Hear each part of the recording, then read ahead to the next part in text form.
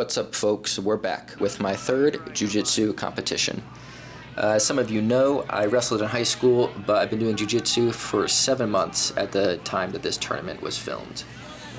I can tell straight away that my opponent is a wrestler as well, as he shoots for a single leg, and I use over-unders to throw him out of bounds. We reset in the middle. I'm just trying to clear ties. I did a terrible job in this match of letting my opponent control ties. My knee was bothering me a little bit as my opponent shoots for a shot. I used head position to keep him away.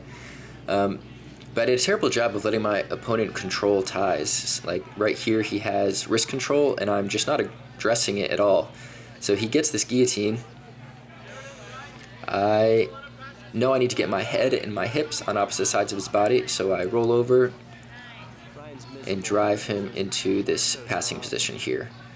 I'm using my knee to shelf his legs, so I'm technically past his guard right now, but I'm not given the points because he's still holding onto my head. And in a second here, my teammate yells, "Von Flue, Von Flue," from the sidelines, which is a good show to do when someone's holding onto your head like this. Obviously, I did not know what a Von Flue was at the time. Now I do, thankfully. But I get put into this half guard. But as I was saying, my knee was bothering me a little bit before this tournament, so I wasn't planning on being too offensive on my feet. And it's my right knee that was hurting, so normally I would look for an underhook here and be knee slicing, but it's that exact movement, of that kind of lateral movement on my knee, that was causing pain, so I'm just trying to be a little more patient there. Double overs, I throw him, roll him through with a head and arm, and I have a guillotine for about a split second before I roll him back over into a turtle position. I look for an anaconda choke and have that for all of 2 seconds before I try to take his back. He tries to take mine, and we are reset back in the middle. So again, I'm really not trying to shoot this match or this tournament at all. He is wrist control. Again, I'm doing nothing about it. A little hard to watch. Again, he looks for a guillotine. I clear his tie, sprawl, and I'm going to try to look to take his back. I use a backhand. I get my hook in, and my right arm's around his neck. And finally, after 3 competitions, I get my first submission. I wait till he comes up and use my left hand to go around his arm. Get that hook in. And now, at this point, I know the choke is on, but I want to get it as tight as possible. So I'm climbing my fingers up my biceps and using my left foot to extend his body. And I get the tap. So my first match is a win. That was actually the semifinal match. So now I am in the finals. But before we get to that, first we're going to check out how Austin did in this tournament. He is here in the black gi. This is his first match of the day. And early on, he's going to get a back take for 4 points. Then he's going to shoot his foot over to maintain position, hang out and mount. He shows off his athleticism with this little back take there, and he gets a W for his first match. His second match, he wasn't as lucky. And then in his third match, even though he goes for this lat drop when he should not have, he pulls out the victory with a disappointed look on his face.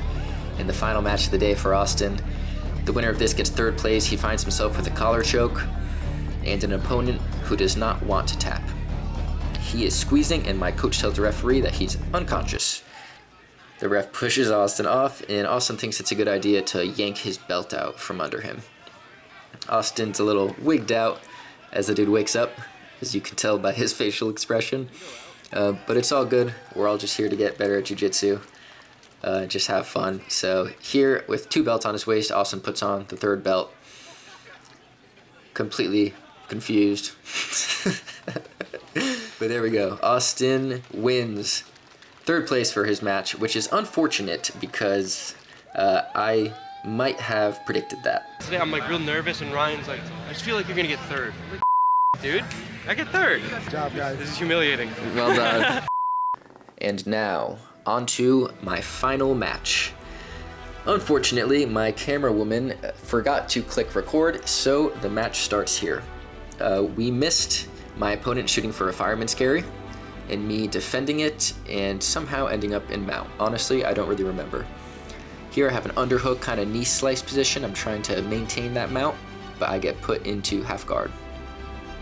I disengage because, as you probably know, I'm pretty cool hanging out on my feet.